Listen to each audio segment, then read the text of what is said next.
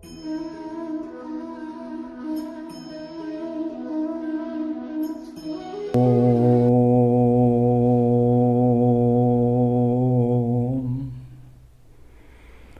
दर्शकगण, सादर नमस्ते। आज हम उपनिषद चालीसा के 8वें श्लोक पर विचार करेंगे। श्लोक है प्रणवो धनु शरो ही आत्मा ब्रह्म तल्लक्षमुच्यते अप्रमत्तेन वेद्यव्यम सर्वतन्मयो भवेत्। इसमें ओम की ओंकार की चर्चा है और ये कठोपनिषद से लिया गया है। थोड़ी सी आपको कठोपनिषद की भूमिका बता देता हूँ। इसमें यम नचिकेता संवाद है।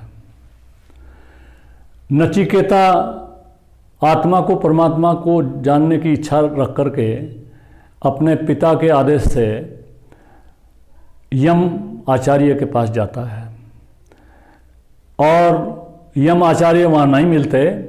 3 दिन तक भूखा प्यासा उसको घर के जो परिवार के व्यक्ति थे और जो उनके नौकर चाकर थे उन्होंने खाने पीने को कहा। उन्होंने कहा जब तक गुरु नहीं मिलते मैं ये व्रत लेकर के आया हूँ, मुझे कुछ विद्या प्राप्त करनी है, मैं कोई अन्न जल ग्रहण नहीं करूँगा।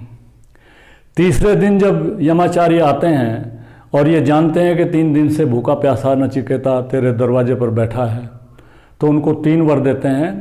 पहले 2 वर में वो दूसरी बातें मांगते हैं और वो आचार्य उनको दे देते हैं। तीसरे वर में वो आत्मा के जानने की इच्छा करता है नचिकेता कि आत्मा ये कहाँ से आता है, कहाँ जाता है, इसकी क्या क्या गतियाँ हैं। नचिकेता को यम कहते हैं कि तुम ये ना मांगो, कुछ और मांग लो और तुम्हें दे देंगे। लेकिन वो लालच में नहीं आता है, वो आत्मा को ही जानना चाहता है। उस आत्मा का परिचय देते हुए, उसके ऊपर उपदेश देते हुए यमाचार्य बीच में इस श्लोक को भी कहते हैं और वो कहते हैं कि प्रणवो धनु, कि ओम जो है ओंकार वो तीर है, शरो ही आत्मा और आत्मा बाण है, ब्रह्म तल लक्ष्यम उच्यते और ब्रह्म उसका लक्ष्य है। अप्रमत्तेन वेद्यव्यम, इस बाण को धनुष के द्वारा तुम आलस्य रहित होकर के चलाओ और ब्रह्म को लक्ष्य बना करके ब्रह्म को भेदो और ब्रह्म को जानो, आत्मा का परमात्मा से मेल करो। ये इस श्लोक में बताया गया है। और भी अनेक बड़ा चर्चा आत्मा परमात्मा की कठोपनिषद में आई है। आप कठोपनिषद पढ़ेंगे तो बहुत आपको उसमें प्राप्ति होगी।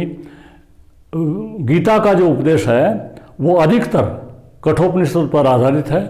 यदि आप गीता पढ़ते हैं तो आप कठोपनिषद भी अवश्य पढ़ें, तो गीता को समझने में आपको सुविधा रहेगी। इस श्लोक में इतना ही बताया गया है। इति ओम शम नमस्ते जी।